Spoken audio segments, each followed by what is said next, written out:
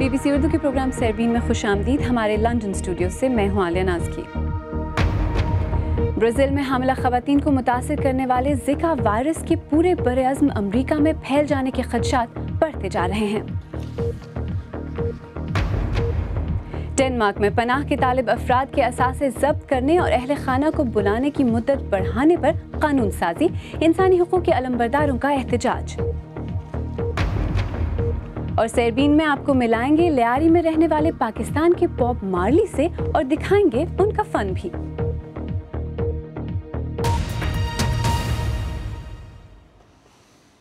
زکا وائرس کے پھیلنے کے خدشے کے پیش نظر برازیل کی حکومت نے حاملہ خواتین کی مدد کے لیے نئے اقدامات کا اعلان کیا ہے، جبکہ ایل سلواڈور کی حکومت نے خواتین سے کہا ہے کہ وہ اگلے 2 سال تک حمل سے گریز کریں. مچھروں سے پھیلنے والا یہ وائرس ماں کی کوکھ میں ہی بچے کے اعصاب کو متاثر کرتا ہے اور تیزی سے برازیل میں پھیل رہا ہے. عالمی ادارہ صحت نے خبردار کیا ہے کہ تقریباً تمام امریکی ممالک میں زکا وائرس کے پھیلنے کا خطرہ ہے. ویرا ڈیوس کی رپورٹ پیش کر رہے ہیں عادل شاہ زیب. کسی بھی دوسرے بچے کی طرح اس بچے کو بھی ماں باپ کا پیار اور توجہ ملتی ہے. برازیل میں ایسے بچوں کی پیدائش میں اضافہ ہو رہا ہے جو سنگین پیدائشی نقائص کے ساتھ پیدا ہو رہے ہیں. سر چھوٹا ہونے کی بیماری یا مائکروسیلفی برازیل کے ہزاروں گھروں میں پھیل رہی ہے اور کئی معاملات میں ماں کو بچے کی پیدائش تک کچھ پتہ ہی نہیں چلتا. اس بیماری کو مچھروں سے پیدا ہونے والے زیکا وائرس سے جوڑا جا رہا ہے. اب اس بحران کے عالمی نتائج بھی سامنے آ رہے ہیں. ایسے نئے علاقوں میں زکا وائرس کا زبردست طریقے سے پھیلنا انتہائی تشویشناک ہے، جہاں لوگوں میں قوت مدافعت بہت کم ہے، خاص طور پر حاملہ عورتوں کا اس وائرس سے متاثر ہونا اور اس کے سبب سنگین نقائص کے ساتھ بچوں کی پیدائش. برازیل کے شہر سلواڈور میں فزیو تھراپی کے ذریعے اس بیماری کے سبب پٹھوں میں ہونے والی تکلیف کو دور کیا جا سکتا ہے. سر چھوٹا ہونے کے علاوہ زیکا وائرس سے بچوں کو ایسی بیماریاں ہو سکتی ہیں جس سے یہ بچے اور آنے والی نسلیں متاثر ہو سکتی ہیں.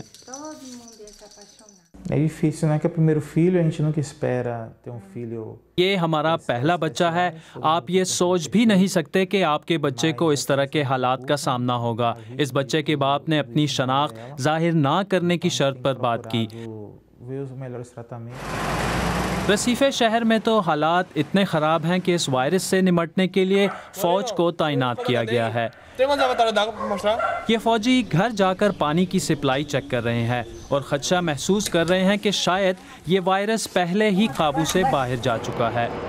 لیکن کیا زیکا جنگل کی آگ کی طرح پھیل چکا ہے؟ یہاں کولمبیا میں ایسے ہزاروں کیسز درج کیے گئے ہیں اور اس بیماری کی زد میں 20 سے زیادہ ممالک ہیں.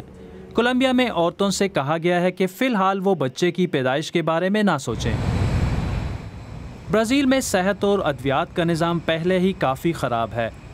اس سال اولمپکس کے لیے آنے والے مزید لوگوں کا دباؤ اور اب زیکا وائرس. کچھ ممالک نے سخت سفری انتباہ جاری کی ہے، لیکن سوال یہ ہے کہ کیا خود برازیل زیکا کی وبا سے نپٹ سکے گا؟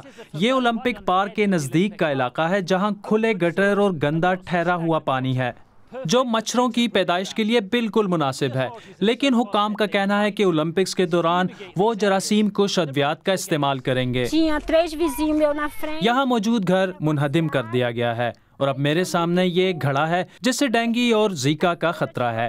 انہوں نے ہمیں کچھ نہیں بتایا کہ زیکا سے کیسے بچا جائے. ہاں، جراثیم کچھ دوا ڈال دی گئی ہے. لاطینی امریکہ میں حاملہ خواتین خوفزدہ ہیں. اگر انہیں زکا سے انفیکشن ہوا بھی ہے تب بھی انہیں بچے کی پیدائش تک کچھ معلوم نہیں ہو سکے گا. اب وقت کم ہے اور زیکا کے خلاف ٹیکہ آنے میں 3 سال تک کا وقت لگ سکتا ہے. یہ ایک بڑا مسئلہ بنتا جا رہا ہے. ویورا ڈیوس کی رپورٹ. اور ہماری ویب سائٹ bbcurdu.com پر خود کو دولت اسلامیہ کہنے والی تنظیم کے بارے میں یہ رپورٹ کہ وہ دنیا کی سب سے امیر ترین دہشت گرد تنظیم ہے کافی مقبول ہے. اور کیا آئی فون بنانے والی کمپنی ایپل زوال کا شکار ہے؟ اور دلی میں کنواروں کے لیے کرائے کے گھروں کی مشکل کی خبریں بھی خوب پڑھی جا رہی ہیں.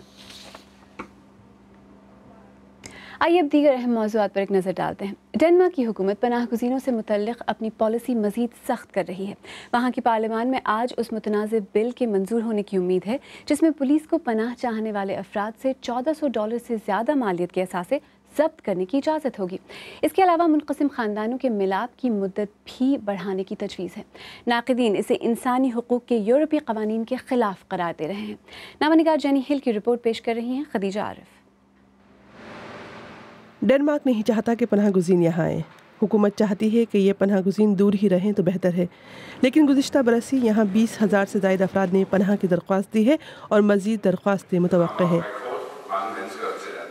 حکومت پناہ گزینوں سے متعلق نیا اور متنازع قانون بنانا چاہتی ہے۔ مجوزہ قانون کے تحت پناہ کے خواہش مندوں سے درخواست کے وقت $1,400 سے زیادہ کی مالیت کے اثاثے ضبط کیے جائیں گے۔ اگر میں سرکاری مراعات چاہتا ہوں تو مجھے اپنی کار فروخت کرنی ہوگی۔ اگر ڈنمارک کا شہری ہونے کے ناطے میں یہ کرتا ہوں تو جو لوگ یہاں پناہ لینا چاہتے ہیں ان کو بھی ایسا ہی کرنا چاہیے۔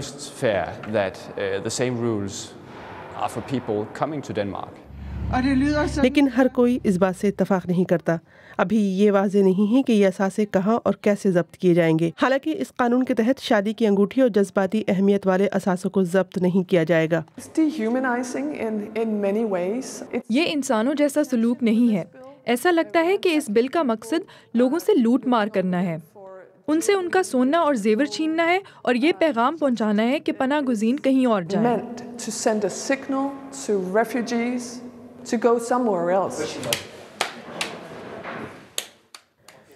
یہ پناہ گزین نہ کے برابر اثاثے اور چھوٹی موٹی رقم لیے شام، عراق اور افغانستان سے یہاں آئے ہیں۔ ہم یہاں اس لیے آئے ہیں کیونکہ ہمارے ملکوں میں بہت مسائل ہیں۔ اثاثے ضبط کرنے کا فیصلہ صحیح نہیں ہے۔ حکومت کی نئی پالیسی کے بارے میں بہت سے ایسے لوگ ہیں جو یہ سمجھتے ہیں کہ یہ نیا منصوبہ کامیاب نہیں ہوگا۔ اس پر لوگوں کی آرا منقسم ہے۔ ایسا لگتا ہے کہ جن کے پاس کچھ بھی نہیں ہے ان سے ان کا سارا سامان لے لیا جائے گا۔ ہمیں پناہ گزینوں کے ساتھ بھی وہی رویہ اختیار کرنا چاہیے جو ہم اپنے لوگوں کے ساتھ رکھتے ہیں۔ ہمارے لوگوں کو مراعات کی ایک قیمت ادا کرنی ہوتی ہے۔ اس پالیسی پر اقوام متحدہ نے متنبہ کیا ہے کہ اس سے لوگوں کے درمیان غیر ملکیوں کے تئیں خوف اور نفرت کا ماحول پیدا ہوگا۔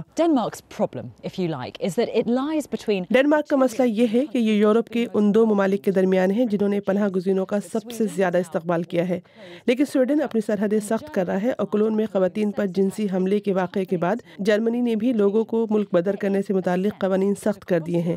اب یہ تاثر بن رہا ہے کہ پورے یورپ میں پناہ گزینوں کے بارے میں عوام اور حکومت دونوں کا رویہ سخت ہوا ہے۔ جینی ہل کی رپورٹ۔ ملیشیا کے اٹارنی جنرل نے بدعنوانی کے ایک کیس میں ملک کے وزیر اعظم نجیب رزاق کو بے قصور قرار دیا ہے۔ اٹارنی جنرل کے آفس کا کہنا ہے کہ وزیر اعظم کے ذاتی اکاؤنٹ میں جمع کیے جانے والے $681 ملین دراصل سعودی شاہی خاندان کی طرف سے ایک تحفہ تھا، جبکہ ناقدین کا کہنا ہے کہ یہ رقم 1MDB نامی ایک سرکاری انویسٹمنٹ فنڈ سے آئی تھی۔ اقتصادی پابندیاں اٹھنے کے ایک ہفتے بعد ایران نے اٹلی کے ساتھ $18 بلین کے کاروباری معاہدوں پر دستخط کیے ہیں۔ ایرانی صدر حسن روحانی 120 افراد پر مشتمل وفد کے ہمراہ یورپ میں ہیں۔ اس وفد میں وزراء کے علاوہ نمایاں کاروباری شخصیات بھی شامل ہیں۔ اٹلی میں ان کی ملاقات عیسائیوں کے روحانی پیشوا پوپ فرانسس سے بھی ہوئی۔ چین میں سائنسدانوں کا کہنا ہے کہ انہوں نے آٹزم سے منسلک ایک جین کے استعمال سے کچھ بندر پیدا کیے ہیں جس سے آٹزم کو سمجھنے میں مدد ملے گی۔ سائنسدانوں کا کہنا ہے کہ بندروں پر ریسرچ کے ذریعے انسانی نفسیاتی مرضوں سے نمٹنے کے لیے نئے علاج دریافت کیے جا سکتے ہیں۔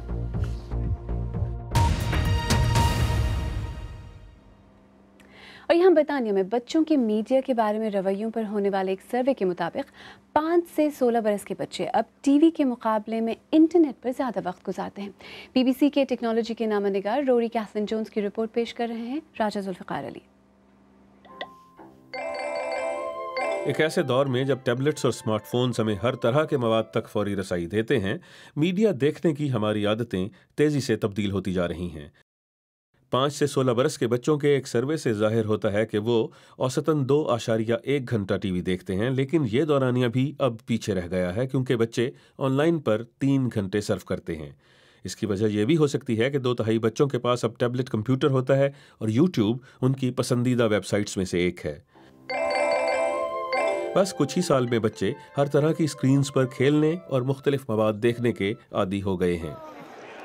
ہم نے لندن میں کھلونوں کے میلے میں شریک ہونے والے ان چھوٹے بچوں سے پوچھا کہ ان کو زیادہ اچھا کیا لگتا ہے۔ When you're on your phone, you can text and can get in contact with your friends, and you can watch TV. So I think I'd rather use my phone.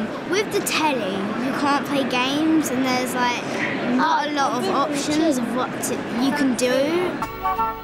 بچے اب بھی کافی ٹی وی دیکھتے ہیں، لیکن اس touch screen کے دور میں وہ زیادہ کنٹرول چاہتے ہیں کہ وہ کیا دیکھیں اور کب دیکھیں۔ روری کیسن جونز کی رپورٹ بی بی سی اردو کے پروگرام سیربین میں۔ آگے چل کر دیکھیے گا کہ ڈونلڈ ٹرمپ کے امریکی صدر بننے کے امکان سے میکسیکن باشندے کیوں فکر مند ہیں، اور آپ کو ذوالفقار حسین بھٹو سے بھی ملائیں گے جو پاکستان کے باب مارلی کہے جاتے ہیں۔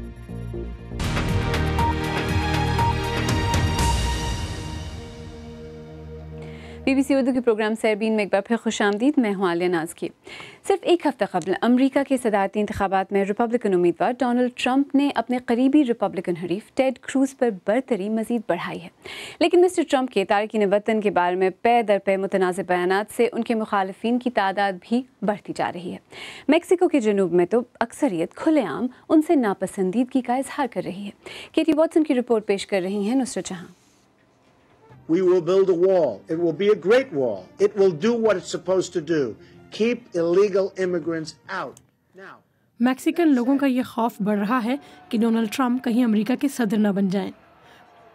they're bringing drugs, they're bringing crime, they're rapists, and some, I assume, are good people. Border پر رہنے والے لوگوں میں یہ خوف قدرے زیادہ ہے۔ رینوسا نامی سرحدی قصبے کے لوگ بارڈر پر تجارت کرتے ہیں۔ ان کا خیال ہے کہ ٹرمپ کے صدر بننے سے ان کی پریشانیاں بڑھ جائیں گی۔ یہاں کی اکثریت ڈونلڈ ٹرمپ کو ناپسند کرتی ہے۔ ڈالٹن ریمیرز مسٹر ٹرمپ کے پتلے بناتے ہیں جو کہ ہاتھوں ہاتھ بک رہے ہیں۔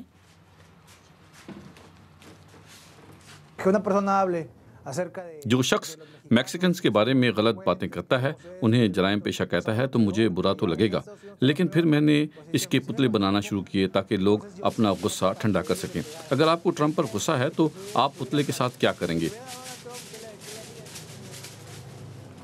والٹن اب تک ٹرمپ کے 50 پتلے بنا چکے ہیں۔ ایک ہفتے میں صرف 10 پتلے ہی بن سکتے ہیں۔ انہیں مانگ پوری کرنے کے لیے خاصی محنت کرنی پڑ رہی ہے۔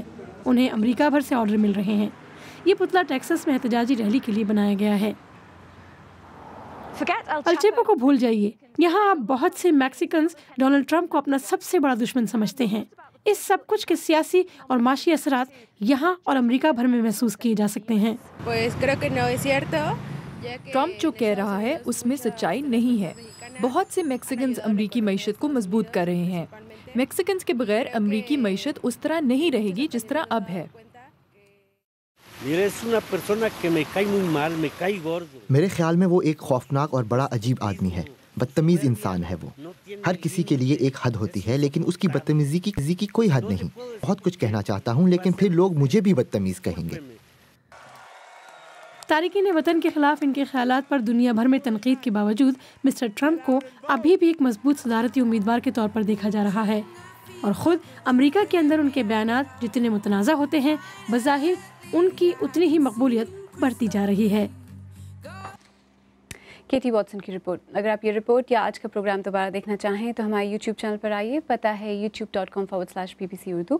اگر آپ ہمارا پروگرام موبائل پر دیکھتے ہیں تو ہم نے آپ کے لیے خصوصی موبائل پلے لسٹ بھی تیار کی ہے جو ہمارے یوٹیوب پیج پر موجود ہے۔ پاکستان کے شہر کراچی کے علاقے لیاری میں افریقہ کا لاوا ڈانس بے حد مقبول ہے۔ علاقے کے افریقی آبائی پس منظر رکھنے والے خود کو بلوچ کہلوانا پسند کرتے ہیں اور مقامی لہجے میں اسے لیوا ڈانس کہتے ہیں۔ اس رقص کو لاوا سے لیوا ڈانس ہونے میں صدیاں لگیں اور مقامی کلچر کے اثر نے اسے مزید نگار رنگ بنا دیا۔ لیاری کے ذوالفقار حسین تقریباً 21 سال سے لیوا ڈانس کر رہے ہیں، لیکن ساتھ کیے جانے والے اس رقص میں خطرات بہت زیادہ ہیں اور پیسہ بہت کم، اور وہ اس فن کے مستقبل سے بھی نا امید ہیں۔ آئیے ملیں ذوالفقار حسین سے۔ بپلو سوجال چچاری امریکہ اسٹینڈ اپ گو ٹو امریکہ۔ لیاری میں اس وجہ سے مشہور ہوا کہ میں باب مارلی کے گانوں پہ ڈانس کرتا تھا، تو ڈانس کرتے کرتے تو اتنا بال اسٹائل سب کچھ اسی طریقے سے رکھتا تھا باب کے طرح۔ مجھے وہ سنگر اچھا لگتا تھا، انقلابی سنگر تھا، اس کے کچھ گانوں میں ڈانس کرتا تھا۔ تو لیاری میں زیادہ تر میری پبلکسٹی اس وجہ سے ہو گیا، مجھے لوگ بوب کہنے لگے کہ میں اکثر بوب کے گانوں پہ ڈانس کرتا تھا۔ ہم یہاں 5 بندے پرفارم کرتے ہیں، ہمیں تقریباً آنے کے ساتھ ہی جو ہے نا ہم اپنا کام شروع کر لیتے ہیں، میک اپ کرنے میں لگ جاتے ہیں۔ میک اپ کے علاوہ یہ کہ اپنے کوسٹم میں اپنے بینڈے سے تیار کرتے ہیں، راڈ تیار کرتے ہیں، مٹی کے تیل جو فائر کرنا ہوتا ہے ان تیاریوں کو کرنا پڑتا ہے۔ جب ہمارے پاس 10 منٹ کا وقت رہتا ہے تب ہم یہ ڈریسنگ چینج کرتے ہیں۔ اسے افریقن ڈریس کہتے ہیں، جنگلی ڈریس کہتے ہیں اسے۔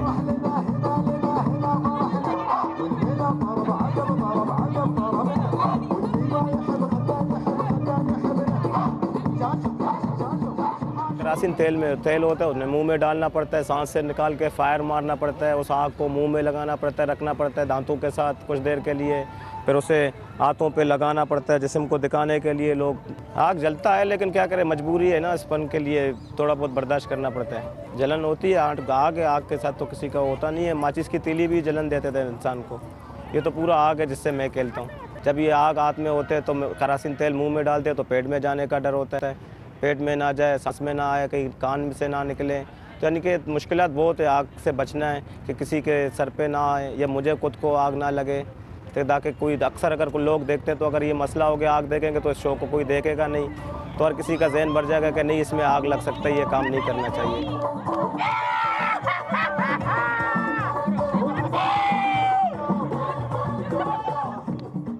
اس کام میں پیسہ ہم کرتے ہمیں اتنا ملتا نہیں ہے، جو ہم سے کروانے والے ان کو زیادہ پیسے مل جاتے ہیں پیسے۔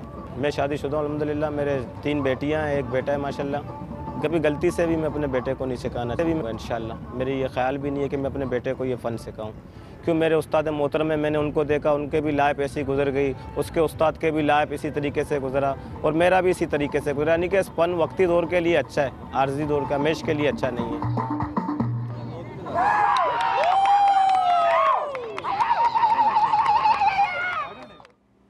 آج سیبین کی بڑی خبر تھی زکا وائرس کے پھیلاؤ کی، جو برازیل میں وبائی صورت اختیار کر گیا ہے۔ عالمی ادارہ صحت نے خبردار کیا ہے کہ تقریباً تمام امریکی ممالک میں زکا وائرس کے پھیلنے کا خدشہ ہے۔ برازیل کی حکومت نے حاملہ خواتین کی مدد کے لیے نئے اقدامات کیا ہے۔ اگر آپ چاہیں تو مجھ سے اور ہماری ٹیم کے دیگر ساتھیوں سے ٹویٹر پر بھی رابطہ کر سکتے ہیں۔ میرا ٹویٹر ہینڈل ہے @عالیہ۔ اس کے ساتھ ہی سیربین اختتام کو پہنچا۔ پروگرام میں پیش ہونے والے موضوعات پر اگر آپ اپنے خیالات کا اظہار کرنا چاہیں تو فیس بک اور ٹویٹر پر ہمارے صفحے حاضر ہیں۔ کل پھر حاضر ہوں گے۔ عالیہ ناز کی کو اجازت دیجیے۔